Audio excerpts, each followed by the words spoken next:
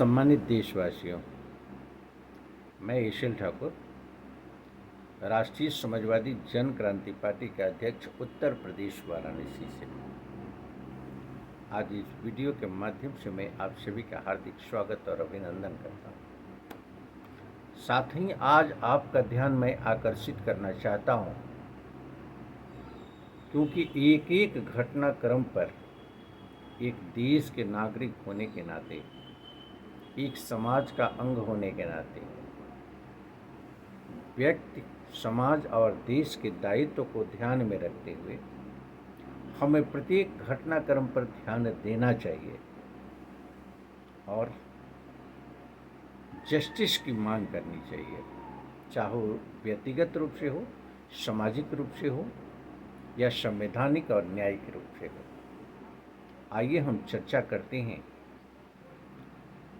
उत्तर प्रदेश के अंदर वाराणसी जिले के थाना चौबेपुर ग्राम सभा छितौनी की घटित घटनाक्रम के विषय में समीक्षा करते हैं। आज घटनाक्रम का कारण चाहे जो भी हो, जमीन का विवाद हो, वैचारिक मतभेद हो, वाद विवाद हो, ये घटनाक्रम निश्चित रूप से शर्मसार करने वाली स्थिति में, और इस घटनाक्रम को पूरी तरीके से जातीयता की समीकरण से देखना, उन राजनेताओं की मैं भर्त्सना करता हूं जो कि इसे जातीय समीकरण के अंतर्गत देख रहे हैं। खुलेआम सोशल मीडिया के माध्यम से, खुलेआम पेपर मीडिया के माध्यम से जातिगत चर्चाएं होती है कि दो जातियों का ये टकराव है। अमुक जाति का मैं हूँ, अपने समाज की बात करता हूँ, अमुक जाति का मैं हूँ, अपनी समाज का बात करता हूँ। शर्म आनी चाहिए ऐसे लोगों को। तुम समाज के बांटने वाले लोग, समाज को तोड़ने वाले लोग, तुम व्यक्तित्व की रक्षा, समाज की रक्षा और देश के बेटरमेंट के लिए सोच कैसे सकते हो? आपकी मानसिकता बड़ी ही निकृष्ट और निम्न स्तर की है। यह कहना अतिशयोक्ति नहीं है। अगर थोड़ी सी भी सक्षमता है, थोड़ी सी भी मानवता है, थोड़ी सी भी व्यक्ति, समाज और देश के प्रति आप ईमानदार हो, तो आप बात करते संविधान के दायरे में, आप बात करते कानून के दायरे में, आप अपने आर्गुमेंट को संविधान के दायरे में देते, आप अपने आर्गुमेंट को कानून के दायरे में देते, गलत को गलत कहते और सही को सही कहते। यहाँ नेतृत्व का फर्ज ये बनता है कि अगर किसी के साथ संविधान और कानून के दायरे में गलत होता है, चाहे वो किसी भी बिरादरी का हो, किसी भी धर्म को मानने वाला हो, किसी भी क्षेत्र और किसी भी भाषा से संबंधित व्यक्ति हो, सर्वप्रथम हमारा देश का नागरिक है और इंसान है। इंसानियत के दृष्टिकोण से आप आगे सोचना शुरू करो, संविधान और कानून में बात करना शुरू करो।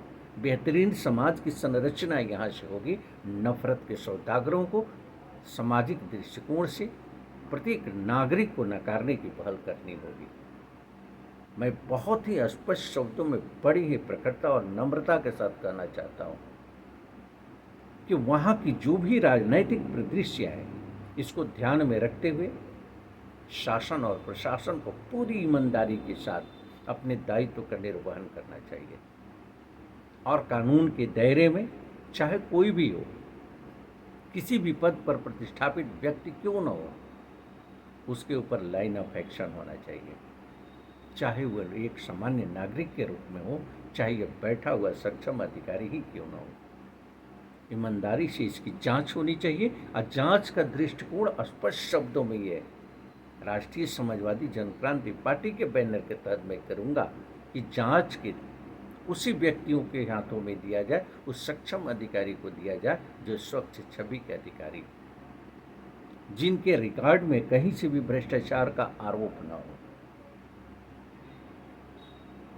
कानून के जानकार हो, संविधान और लॉ एंड ऑर्डर के विषय में जानते हो, सामाजिक ज्ञान हो, राजनैतिक ज्ञान हो, ऐसे व्यक्ति के हाथों में, ईमानदार लोगों के हाथों में अगर जांच की प्रक्रिया दी जाती है तो हमें लगता है कि संविधान और कानून के दायरे में बहुत ही बेहतरीन पहल होगा और राष्ट्रीय समाजवादी जनक्रांति पार्टी इस विचार पर अमल करने की व्यवस्था का सम्मान करेगी और शासन प्रशासन स्तर पर पीठासीन अधिकारियों से राष्ट्रीय समाजवादी जनक्रांति पार्टी का यह अपील है कि ईमानदारी के साथ निष्पक्ष भाव से इस पूरी घटनाक्रम की जांच हो और कोई भी राजनेता अगर जातिगत समीकरण के अंतर्गत मीटिंग करता है, जातीय समीकरण के अंतर्गत अगर आंदोलन करता है तो उसे प्रतिबंधित करने की ज़रूरत है कानून के दायरे में, संविधान के दायरे में। संविधान हमें नफरत की राजनीति की इजाज़त नहीं देता, कानून उसका संरक्षण करता है। तो फंडामेंटल राइट का उल्लंघन करने का अधिकार किसी को नहीं है। इसको नज़रअंदाज करने की शासन और प्रशासन स्तर पर कोई ज़रूरत नहीं है। अगर कोई भी व्यक्ति होता है जातीय समीकरण के अंतर्गत नफरत पैदा करने का काम करता है तो निश्चित रूप से उसके ऊपर भी कार्रवाई होनी चाहिए। राष्ट्रीय समाजवादी जनक्रांति पार्टी समतामूलक समाज की पक्षधर और न्याय की, जस्टिस की पक्षधर है। हम चाहते हैं बेहतरीन सामाजिक संरचना, व्यक्तित्व, समाज और देश का विकास संविधान और कानून के दायरे में। मेरा अपील है कि पुनः इन बातों पर गौर करें, शासन और प्रशासन, और न्याय दे उन पीड़ितों को जो पीड़ित हैं, दोषियों को सज़ा मिले और भुक्तभोगियों के साथ सहानुभूति हो, उन्हें न्याय मिले। इसी अपील के साथ अपनी वाणी को मैं विराम देना चाहता हूँ। धन्यवाद।